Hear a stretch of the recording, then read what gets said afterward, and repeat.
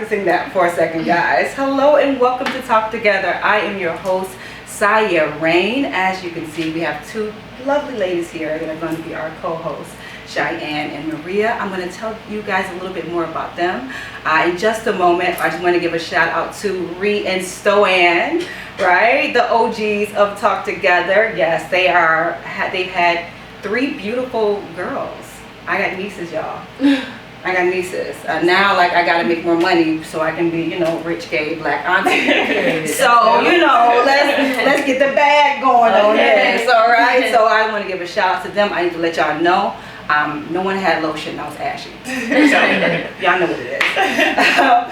So today we have a very special episode of Talk Together. We are highlighting the LGBT Detroit and Health Initiative.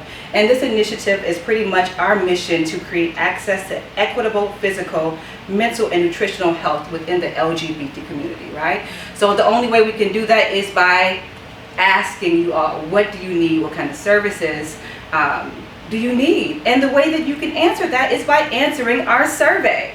Okay, we have a survey. Chris, our producer, director, cameraman, what's up, Big Daddy? He's gonna pop that up, but I'll just add, it's lgbtdetroit.org.health. Now, let's talk about and get into these lovely guest hosts here. This is, yes, exactly. Come on, that hair got did. We were supposed to have a meeting last week early. She was like, girl, I got to get my hair braided. Don't do it early. You know how long these things take. So Cheyenne, she's also been a part of the LGBT Detroit family. She was the project manager of the second annual Walk Together. She did a fantastic job. I was the first, but she did great the second time. So, you was on yourself. I was looking out like, damn, this is really good. Yeah, she did that, and so she's just amazing. That's Cheyenne, and then we have Maria Knott. She's always been Detroit LGBT family. She was a previous program coordinator for us for the Leadership Academy, right? And she's also overseeing the LGBT Cancer Action Council with Carmanos. Did I say that right? Yep, Carmanos. Carmanos, Carmanos Cancer Institute at Wayne State University, and all of the U.S. research program. All of us research. All of us. Yes. All of us. All of us. There you go. These are my distance cool classes. These are not my readers. Okay. I got my focus. So let's start with Cheyenne. Tell us a little bit about yourself. What's been going on with you this week? So this week has been amazing. I just started my master's program at Wayne State University. Okay. So the girl is getting mastered in public relations. Yes. It's been amazing. I'm learning theory, rhetoric, everything. It's a lot, but I asked for it. I've been doing so good, just maintaining my mind, body, soul, spirit, giving positive energy, spreading love everywhere I go. I'm blessed, so I want to be a blessing to others, and that's what's been going on with me. Come on, going on with you. Come on, yes. Wayne State in the building. Smart baddie. Yeah, the smart baddie. Smart baddies unite. All right. Maria, what's been going on with you? Tell us all the things. What's been going on with me? I recently just joined a running club, so I do that. Oh, you got the fit. You hear me? It's here. It's the legs. That's why you just pull out the legs. You know what I'm saying? Trying to get you a bag. Let them know. We got the legs out. But yeah, so recently just joined a running club. I also enjoy biking. Okay. I just became involved with two national organizations. National Action Nation, yes, and then also the NAACP in Highland Park. Black on black? Yep, you hear me? So that's what's up. And then also 12 assistant girls basketball. Yep, so I'm doing that. That's with Detroit Community Christian College. Okay. So I've been busy, and then on top of that, I'm also pursuing my master's in social work. So I'll be graduating in December. Oh my God. You of them. So yeah, I mean, you do a little bit all over. I'm everywhere. It's a graduate. Everywhere. It's a graduate. Period. We got to talk because I've really been trying to get together a lesbian basketball team. Okay. Now we had different age brackets. It's all good. So we just gonna keep that in mind on the court. When the women be out there looking, we at different ages. And what's been doing with you? Well, thank you for asking. You're such a great couple. Let's see. Well, since our last talk together, which was last year, I've gotten certified as a yoga instructor. Okay. So that was really great, like mind, body, soul healing. And that happened, I got that pretty much going through a major surgery. So it was exactly what I needed, that I didn't know that I needed, but it was fantastic. So I've been doing that, and I'm hoping to start putting together some like black queer yoga. Queer yoga, black yoga, brown. I want to do some intersectional yoga classes. And then I want to bring together, but I think sometimes you still deserve a little bit of space, right? A little bit of things. So I've been doing that. Lately I've been posting on social media about my being a lesbian mechanic. I don't know if y'all seen any of my videos. I've been doing lesbian mechanic things. Pretty much I got little lady by a mechanic, and I'm like, yeah, I'll tell you. Okay. And it's been a journey. You know, we've definitely had some ups and downs with that. So I'm just trying to really post authentic content. Sometimes we see content so much and it's just people trying to appear away, you know, and so I want to show me not knowing what the hell I'm doing, and we're all for learning, falling out, and then you know, critical thinking. So, and that's been that. And one of the biggest projects that I've been undertaking is I'm creating a company or platform called Black Queer Connect. Okay. And it's going to be a social media platform for Black queer folks. So pretty much it's sort of like, it's a platform that unites Black queer individuals, I'm still working on it guys, that are seeking to transform their lives through community and collective power.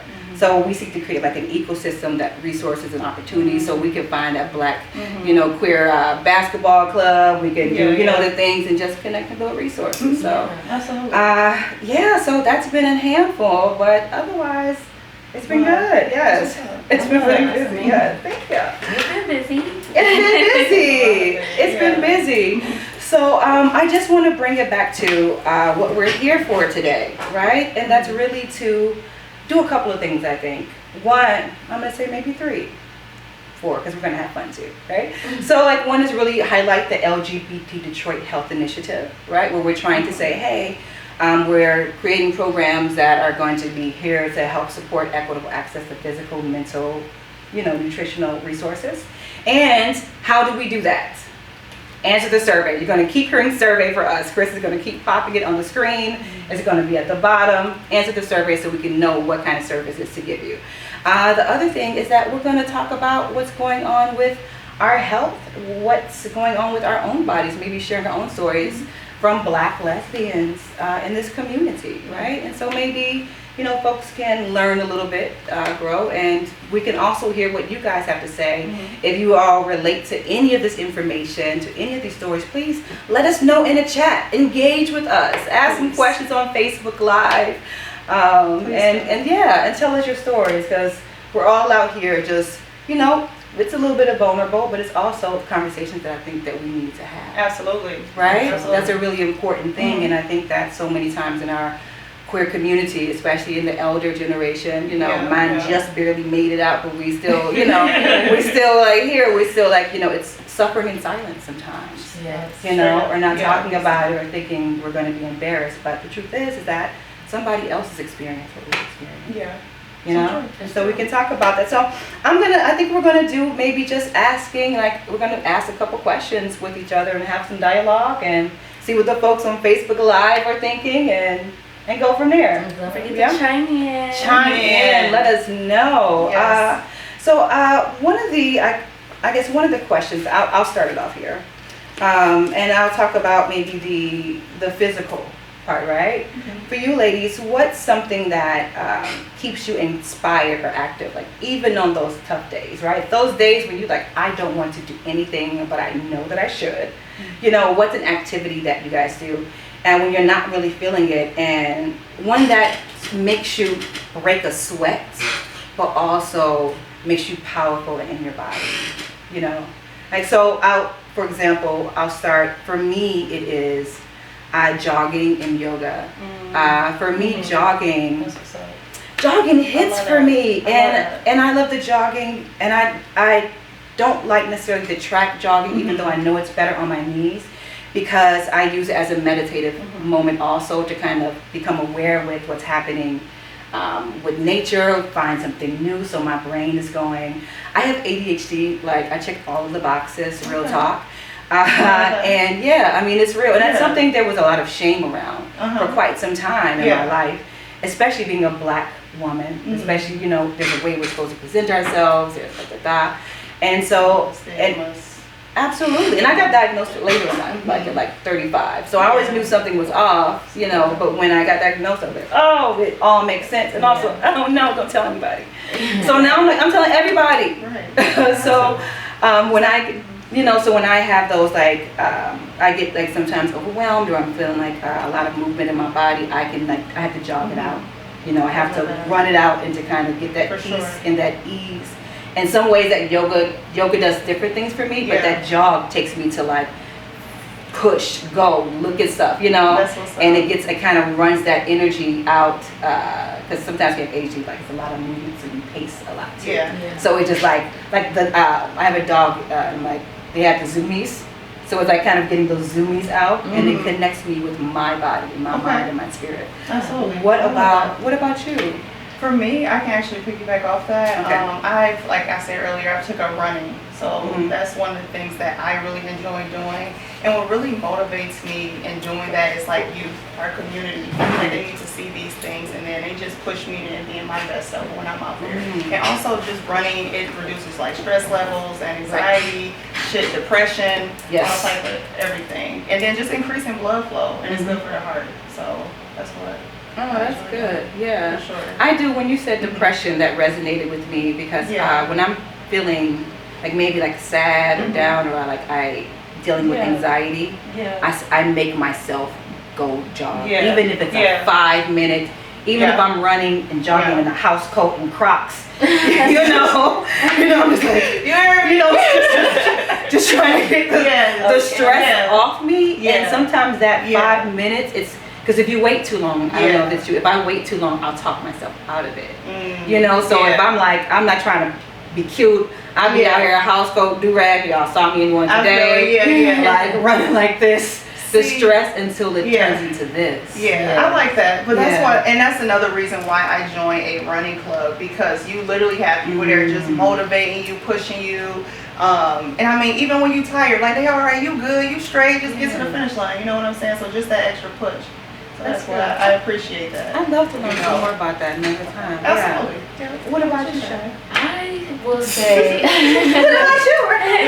What you said. So I'm coming from a different perspective. I think. Okay. Just on the simple, like I know for a lot of people that like running and getting the blood flowing like helps them release dopamine and everything, feel better.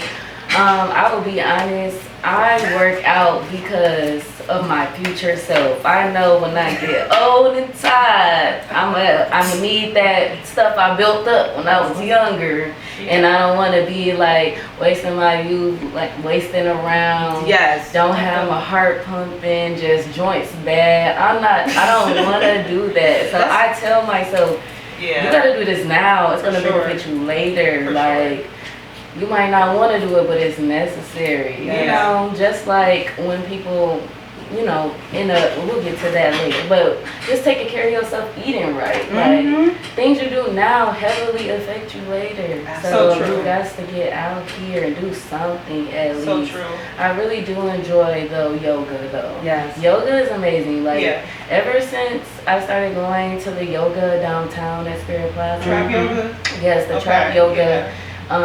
It's just like nice, just the breathing, just the pace, the counting is something so soothing. And then even with being outside, feeling grounded, and you see like the sunset going down, it's just beautiful. You know, it's just something that you can really, it feels like a breath of fresh air. So I'll say that's something I really enjoy doing. And on that topic, like, what do you guys do to relieve stress and anxiety? Like, I mentioned yoga, but like something else I really like is like when you come home from like a stressful day and you can get in the shower, feel clean, wash your hair. I like to put on Disney because I like to be in touch with my inner child, and I just like to lay back and just like, that's just the best feeling. We take your baby maybe go do some yoga right now. Oh, it's so good. Yeah. What do you guys do to, you know, relieve that stress? I think for me, I'm very spiritual. So when there's a lot going on, like I get in prayer. I enjoy listening to like soothing music. and things like that. Also too, I'm a like nature person, so I like going by the water, just chilling, just doing things like in my own time. Also too, another thing would be just saying no, like setting boundaries for sure. Oh, yes. And I know like people always want to be like, oh, but you remember when and I did this and such for you. Like, no, it is okay to say no and just, you know, putting yourself first and taking care of you. So I think those are my biggest things that helps me. That's dope. I'm gonna piggyback off the last thing you just said with the response. Be careful of I invite you to. When you say no to someone and their response isn't, oh, I understand, and it's a convincing you of why you should based upon what you've done or what they say they've done for you in the past, make note of that, watch and step back, right? Because here's the thing, someone who is respectful of your boundaries, who cares about you outside of themselves, is going to recognize your capacity and let it be. For sure. You know, so it doesn't matter what you did for me last year. If I'm at this place where it's a no, it's a no. And now with you pushing that, you know, now with you wanting me to do something that makes me uncomfortable, that I don't have the energy for, are you really my friend? Yeah. And if you're my mama, my cousin, my friend, whatever, you not, and so I just had to pause on that one. That's great. What I do, stress and anxiety, I try not to get to the point of all stress and anxiety, right? I try to catch it lately before I get there, but sometimes it isn't. Gratitude. Yes. Gratitude. Yeah. You know, that's the biggest thing. It is really a shift in mindset at those moments. So, you know, when we are stressed, when I'm stressed, I'm in my heightened state of whatever that looks like. I try to pull from what I'm thankful for, right? Because it's difficult. You cannot, it's impossible to equally be at the same place of gratitude and like stress and anger and this energy, right? Now you can have different levels. It can be 70-30, like, you know, I'm grateful, but I'm still mad. Right? But something has to change energetically, you know, emotionally, physically, just to even to pull it back, you know. So that's why when, you know, so I have a gratitude bell that you guys heard I have on. It comes on every 15 minutes of the hour from like 7:15 to 9 p.m. And so it just, ooh, child, it reconnects me, but also it's difficult because it be like, sometimes I ain't feeling the gratitude, and you know, and it's like, I'm grateful for it. But even that energy changes a bit. So gratitude definitely helps in a lot of ways. That mindset, reading and journaling helps me. So sometimes we're so in our head and we keep it there and don't just write it down, release it. That's a practice, that's a spell, that's an energy to kind of put out, to take it out from here to here. So I'll be, if I'm mad, I'll be somebody be like, you did that in front of me, and you said that, and then go, you know, like, and so everything is released from here, and here there's a place to put it. So that's kind of, those are one of the things that I do. I love that. I love writing. What about therapy? Like, what's your thoughts on therapy? Have they helped you in any sense? I had took therapy when I was in college. And let me tell you guys about that experience. It actually went really well, to be honest. But it's just, I feel like it's still an inconvenience for a lot of people because I got therapy from spending a bunch of thousands of dollars at a university. But like just therapy in itself is so high, so expensive. $150, $200 and more for an hour session. Like, and a lot of people don't have family, friends they can go to, unload on, you might say, about the stressors and things they are going through.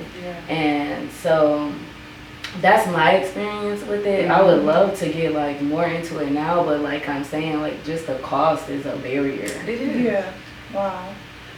For me, I was actually enrolled in therapy. I'm gonna just keep it 100. I was enrolled in therapy, but I have to say, it was very helpful. I was hitting the bottom a little too much. Experiencing like college, undergrad. Things going on at home, bills, and just, you know, being detained by the police, things happening, pops going away. Like, it was just so much, right? So, just being in that program and getting like the resources and help I needed was just very helpful. And I had a wonderful therapist. I think that's also super important, like just doing your research on that therapist, make like even sometimes they have experience with different things, so they're able to help you. So that was very helpful for me. I had a question for y'all. Were both of y'all therapists black? Mine was not. What color was your therapist? She was a white older lady. Okay. And that's another thing. Like, Yeah. queer black therapists, come to the forefront. I want to see you. Well, the real queer black therapists, please stand up. Please, because we looking for you. Yeah. We need you, like, especially in these women on women relationships. We be going through it. Like, please, come to the forefront. We need to speak. For me, God is good because my therapist was actually queer and black. Lovely. So that was amazing All for me. time. So we just, like I said, just related on a lot of different things. And you'll be surprised so much. You would think just the little small things that's going on, like, all right, this is the issue. But no, like, we dived in deep. Like, it went to childhood trauma, like stuff that was going on that was like bothering me. Like, it was just so much, right? But just being able to, understand, take accountability, for such things, and then being able to like just actually sit with it and like express, cry it out, right? Let it go. Or let it go. Put it where it belongs. You know what I mean? So it was an exciting moment, and that's why like it's nothing but growth. Like, it's all right. You don't have to keep apologizing for all that you've done. Like, all right, you passed that. Like, let's keep going. Let's keep moving. Right. Oh, absolutely. Yeah. Word. I was just asking because too, with like my first therapist was when I was in New York, and I got V-U-T? I will give it C-H-I though. No shade. It's too many buildings, the energy is there's no place to land. It's too much concrete. There's no place to land the energy, which is why everybody's like this. But I sure be walking like a New Yorker and moving like one. So it sticks with me. When I was diagnosed with ADHD in New York, as when I had my first therapist, right? And that's it's a different time because I'm like, I don't need no therapy. And not that I was never trying to not get therapy. It's just my Delulu mindset had me acting like I didn't need it. Yeah, right. You know what I mean? Like, I'm good, and there was so much. I thought I was good because there had been so much that had been pushed down. Yes. Right. And what I say with this, especially, it's a reason why Black women have fibroids the way they do. And I expressed that, as a person who had fibroids, who had to have a hysterectomy, who dealt with that in a way. A lot of that is that emotion, that those secrets, those things we're just bearing. That silence that Black women have been taught to keep. You got to keep everybody's secrets, hold everybody's burden, hold everyone thing. And so coming from that mentality, it was me being stoic. My motto. This is how gay. My motto was James Evans.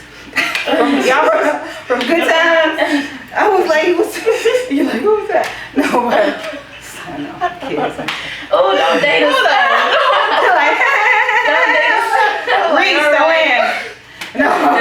No, they probably don't know what it is. So, but James Evans was this very central Black father figure in the ghetto, in Chicago, that was like strong but loving, but held the burdens, because I never identified with the women in any of these roles, even though I would give up my lady inside, but also, no. So that mentality kept me in this. No, it kept me in a way that I was like not talking about things or not and holding it all in and thinking that, talking about it was a weakness. And then also feeling like I'm carrying the burdens of my family and they, what's going on in here. So my initial therapist, she was white, and she was a white hippie older woman too, and she was cool. However, I did find myself code switching. I did find myself not being able to be, say the words and be like, and so that can be, that was problematic in my situation. Wow. My current therapist, she's Black, she's not gay, but that's my homegirl. We always think our therapist loves us more than they love anybody, we're favorite, but I'm pretty sure that I am her favorite.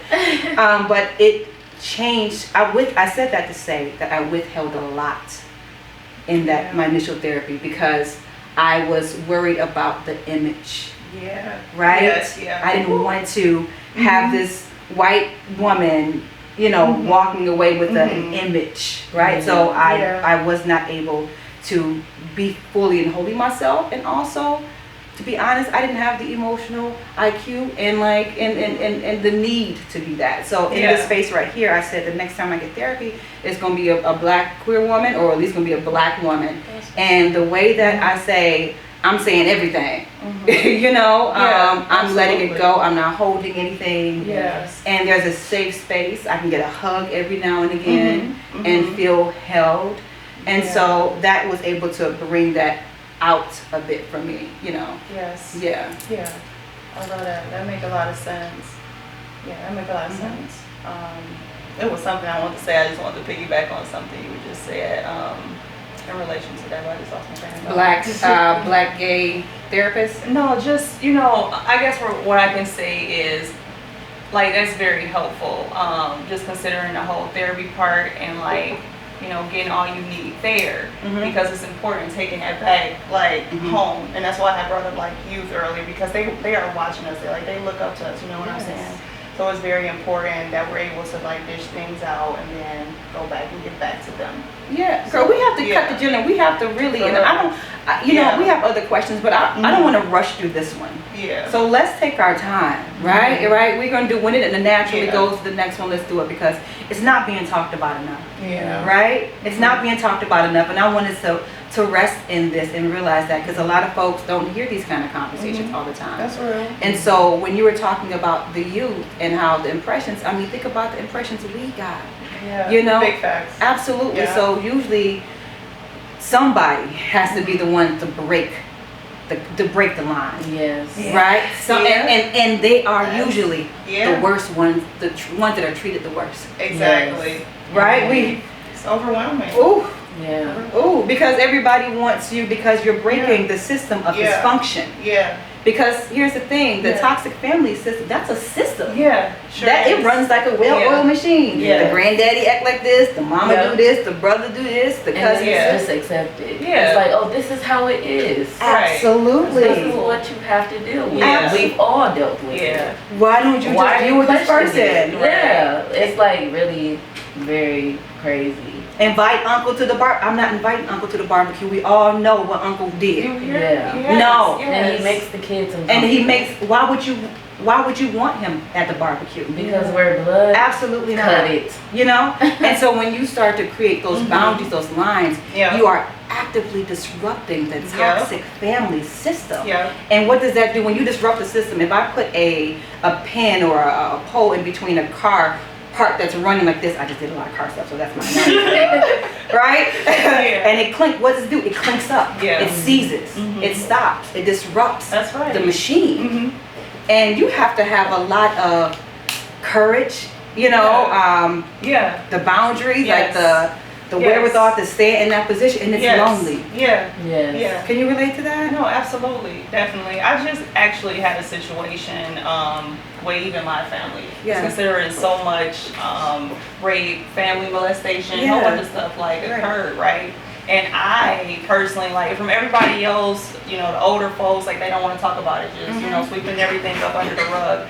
And it's me who, like, at this point in my life, things that happen to me, other children who have had conversation with me, we're going to talk about this. Period. You're going to let me know who it was, what happened, we're going to figure out some things so I can get you the help that you need. Right. Because I don't want you going down the same road that I went down. Absolutely. So that's why I'm grateful. And, like, you know, when we just talked about considering therapy, I was enrolled. So I ain't go seek out, like, let me go on and get therapy, because it's not talked about. I'm straight, I'm strong, right? I'm a black woman, I'm good, like, keep going. But no, so that's what, I relate to that 100%, and it's very important. Like, we're not gonna play them games, and like you said, them uncles, cousins, like, you know, and things, it trickles down, because a lot of things may have happened to that uncle, to that auntie, to that mom, to that dad. Yes. But you're not gonna keep on just repeating the same thing, thinking that it's okay, and it's not being talked about. Yeah, So, and I can have empathy for that, which I do. Yeah. And it could also be at a distance. Yeah, Right? Because whatever did happen, we don't. Here's the thing I will say, right? the access to the resources and the information looks different now than it did 5, 10, 15, 20, 30 years ago. Yeah. So even just now, you know, I'm 43, right? So we're at a significant age difference. So there are things that I still have to look into, you know, and kind of disrupt my own thinking at times. So I can imagine what that is from there. Here's also the thing. The internet is internet. Yeah. You have TikTok. Mamas and daddies be on TikTok all day. Yeah. And you look up everything you want to look up there, but you're not looking how to heal your family. You're not looking how to heal yourself. So that means I'm not a priority. And guess what? If I'm not a if this is not a priority, and mending and healing this is not a priority in your life, you can no longer have access to me in the same way that you did. So now I have to remove access because I have to protect the big Sire and I got to protect the baby one. Right? And so that's when the disruption happens in those family dynamics, because it's received as, well, why are you acting different? Yes, I'm acting different. The other stuff that was doing, y'all, it don't work for me no more. Right. Right? I wasn't okay I with wasn't it. okay with I it. gave you time to change. You didn't want to. This is the new reality. This is the new reality. And now, you know, when that happens too, it could be, and that's another reason for like my business model I'm working on, Black Queer Connect, is because when you sort of become that disruptor, when something changes and you lose that access to that family, to that way, you know, it's lonely. And so I want to create a space where wherever you're at in your transition, there are support and other resources you can find in that Black Queer community. That's why it's Black Queer Connect. Right? So like these other different parts that are here, you know, whether it's therapy, and sometimes what I've learned from some therapists I've talked to, especially the Black queer ones and the women, right, who get in the bag now, they don't have, it's not enough of us, or it's not even they're not being advertised, you know, in that way. So at least, even if you can't get that, maybe you can get a support group. Because when I stopped drinking last year, I stopped drinking cold turkey, right? And I just, it was time. I hit a low, I was done. You know, it was enough. But even when I've attended some support groups, some meetings afterwards, but they're all like primarily white men. And so there's a love, and some white women, so there's a vulnerability. I ain't about to tell y'all, you know. You know, so these micro and macro aggressions that are there. So, you know, space is important. So we're just going to, are we doing a break first? Are we almost? I mean, if I got another question, when you don't have enough time for the rain over there. So no, we're not going to break. We're just going to go ahead because we got a good flow here, right? Let's ask. I'm feeling great. How are you guys feeling? Feel me? We're doing talk together. Get that survey. It's some money on the flow. Okay. You get a $50. It's 50 something. It's a chance to win. $50. If you fill out the survey, it's real quick. Just a couple questions. We wouldn't even put you through all that. But just throw in what you need. Throw in what you want. Throw in what you're looking for. We trying to build community and connect and get everybody's opinion. Because we care. We need that. Absolutely. So we're just gonna ask a question. Then we're gonna try to hurry it through that one and not to rush you. But this other one, but I know. Oh wow! Hold on, I didn't want to rush my question. I didn't want to rush my question. Try to answer 2 questions.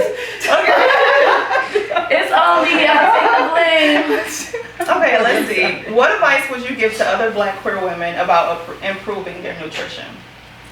I would say take it easy. And when I say that, I mean this. You don't have to turn into a vegan overnight. If you want to be a vegan, that's fine too, but you don't have to do that overnight. When we say a healthy diet and taking care of yourself, that just means don't be eating fried chicken 5 days out the week. Don't do that. Just like limit it. You know what I'm saying? You can still have what you want in moderation. You just want to be able to take care of yourself. You don't want to look up one day and be a part of a statistic. One out of every 4 Black women have diabetes after the age of 50. And it starts from the habits that you do now. Working out, maintaining your physical health. You can't be your best self if you're not doing those type things. That's real. That's the advice I would give. Diane is serious about being looking good when she get old. Oh yeah. She said she's I'm not trying playing. to be hot mom. That's what's up. How would I answer this question? I would say like just educate yourself, doing research. like, I mean, and love yourself, love your body. Like, you know, we all have all different forms and body types and all that type of stuff. But like, I agree with you as far as don't just be eating all like fast food and chicken and a whole bunch of stuff, but just, you know, take it easy. And if you know, like, you feeling bloated or like you're not able to digest something correctly or whatever, like, you know, this food is not for you. So I think more so just educating yourself on your, you know, your body type and everything. Yeah. That's great. That's a great answer. I'm going to be quick. I'm going to say whole foods. Eat whole foods. Yeah. A lot of folks don't know what For whole sure. foods actually are. That means like not processed. So anything, I am a queen now looking at ingredients on boxes. That's what helps me Nutrition get factor, snatched. sure. Yeah. And in addition to Yeah. that, if you can't pronounce it, it's not a whole food. You know, so stay out of the box aisle. Yeah. When you go grocery shopping, stay in the vegetable, fruits, you know, yeah. Whole Foods aisle. The things that they have for sauces and condiments, you can make at home, and I promise you it's easy. Yeah. It's not as difficult and it tastes better. The last one is garden. Know where your food is coming from. It don't take much to garden. Get your own herbs. You know, come back to earth. It's also a part of like that groundingness. Ooh, I'm so sorry. Let me say Go one ahead. last thing too. Is I'll speak for myself, but like growing up, I wasn't exposed to a whole bunch of different things. But I'll say trying out new things, try out new, like just even continents. Try sushi. Try some things from Japan or like some Italian dishes. Like try different things out to see what you like, because growing up I wasn't like exposed to a whole bunch of different variety. Like kind of a lot of black moms kind of cook the same and stuff. But being in my older age, I love mushrooms. I love like green peppers, onions, all types of vegetables. Like just throw them all in a pan and they taste good, I promise. Just season them right. Like just being more adventurous with food. Not her saying older age 26. I love it. You know, being, you know, wise, you know, as a 26 grown. I'm sorry. No, it's cool. Since they want to rush me, I'm gonna throw in just two more little questions up in here really fast. Because first of all, I just, you know what I mean, it's really easy to say like, you know, whole foods and, you know, good nutritionist food and stuff. But for real though, that food is expensive. Going to Whole Foods. Now when you grow it. Okay, but then too, just having accessibility, being able to like grow certain things, depending on their housing situation, what advice do you have for them? But there are community gardens and stuff, if you look online, that they do have and like pass out to the community and stuff. That's fresh and everything as well. I guess now, what was my question? So what's y'all like favorite food? Like what's your like go-to food, favorite meal, I would say? Nothing good for me. No, just okay. I'm gonna lie, nothing good for me. For the body, the soul, like just nothing. Tea. None of you have none? I've been on that. I don't have it for food right now. To be honest, I can't think of anything that's not like super cheesy and meaty. I just haven't been doing it a lot. Yeah, just tea right now. I would say seafood. Seafood? I love anything seafood. Shrimp, salmon, crab. Love it. Crab legs. Lobster. Like crab legs. I love crab legs. I get it done. That's what's up. I'm gonna have to go with my salmon with some mashed potatoes, little asparagus, all in one. That's my like Come on now. good little, you know, meal for the body, Yes. for the soul. So Now I know Precious gave us the red light district. Okay. Don't you wave that no more. Dang. You only got so much time for this. see how they do me for now? this. Hurry up, Maria. For this rainbow letter that Cheyenne is going to read for us in place of Stone. And read this to you right now. Just before we get to that, real quick, we do want to touch on chronic illness. Whoa. I'm gonna say something real quick, Chris. Everybody needs to hear this, and we got to meet now. What do you think? 2 sentences that the Black queer community needs to know about chronic illness. That is everywhere. Anyone, everyone, any person can have it. Don't matter black, white, gay, straight, man, woman, whatever in between. Everyone can experience chronic illness. For one, it could be hereditary, but it also not maintaining your health. So it's something you have to live with, and you just don't even want to get there as far as like high blood pressure, diabetes. So just be vigilant. I think she pretty much said everything I was going to say. Is very much hereditary, and go to the doctor, go get your checkups, get your blood test done, get blood work done, and yeah, just be true and authentic. Let the doctor know what's going on, anything that you're experiencing, just to see and to ensure that nothing is going on with you in the chronic. I think they answered this well. I'm just going to add to that: food, health. Also, real quick, what we're putting on our bodies. Our skin is our biggest organ. We have, lotions, soaps that we're putting on our hands have all these chemicals. Think about what we're putting on our body and in our bodies. And if you can't pronounce it, it shouldn't be there. Come on, Rainbow Letter. Let's get to it. Let's get delicious. Let's make it happen. See, Chris, we did it. Okay, so let's read today's Rainbow Letter. Okay, so tell us what the Rainbow Letter is. The Rainbow Letters are letters that we get from our community that are asking us our advice and opinions on some things. Spoken like a true host. Like that tea. All right, so our letter today says, hello, I am a 37-year-old female, and with my relationship, work, and kid, I am so overwhelmed. I am consistently feeling tired. How do I balance being strong and there for my partner and kid while being vulnerable and asking for help? I am a more masculine presenting woman, and I don't want to be a burden to my partner. She works hard too.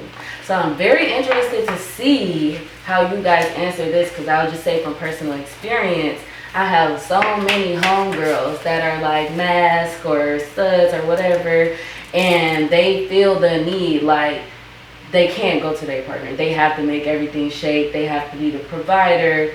Like, they'll rather even come to me, a friend, before asking their partner for help. So how do y'all feel about that? Wow. I think personally, like I said, just saying no. I know it's pretty hard because it's your partner. I don't know, but putting yourself first, giving yourself some grace, because I mean it can be overwhelming. But just learning to say no. That's my biggest take on it.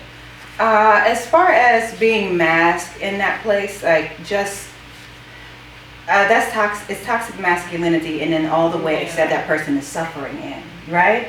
And so with that, it's that the honey, if you're gonna have a partner or wife, let your partner and your wife be your helpmates, right? Let them be your other. Let them be that person that adds and pours into you. And I would question how that attentiveness and intention is happening. I question how they communicate otherwise, right? Because it has to be a safe space to communicate, to break down, to be built back up, and that works both ways. And don't let the masculine energy, something that we've adopted, keep you from being vulnerable and being in your whole self, because that's how your woman is going to get to know you and love you. And if your woman ain't making a safe space for you to do that, then you're with the wrong woman. And that's either a mask, femme, or anything in between. So, just like that femme woman shouldn't be the only one who's expected to cook, to clean, and this and that, right? Now, if y'all, whatever your arrangements are, but arrangements are always negotiable. Yeah, right? That's so true. They're always negotiable. And what we're not going to do is have, I'm tired. Here's the thing. I saw something on the gram real quick, and they were talking about family dynamics. And they were saying that, it's a check-in of what percentage are you today and what percentage am I? So if my woman, which I don't have, you can put wife number 2.